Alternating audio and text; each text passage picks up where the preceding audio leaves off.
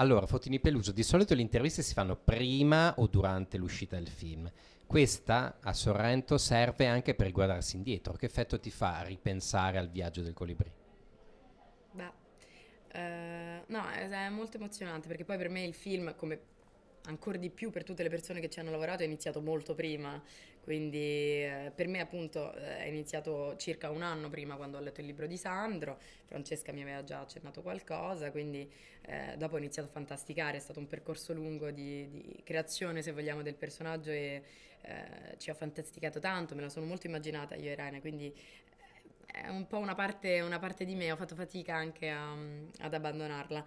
E, ehm, e mi fa molto piacere perché ha spiegato le sue ali anche oltreoceano, il Colibrì, perché è arrivato a Toronto.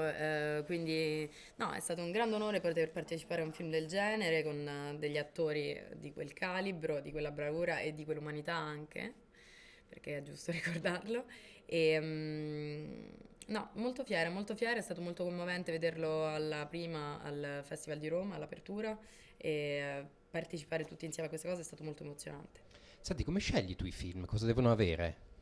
Ma giustamente i film cosa devono avere? Innanzitutto è sempre una scelta collettiva perché partecipano i miei agenti, è una cosa con cui mi confronto, insomma, ci confrontiamo sempre, discutiamo sempre prima di un progetto e ho la fortuna di essere molto ben indirizzata e di poter fare affidamento, comunque che non è da tutti.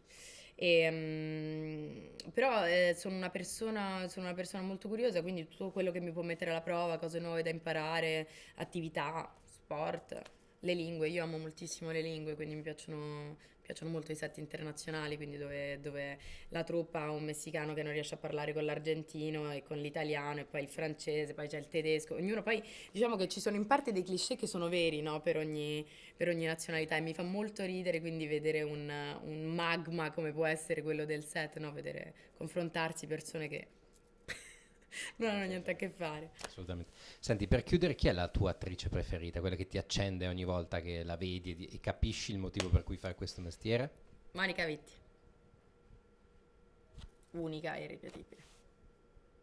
Grazie a te.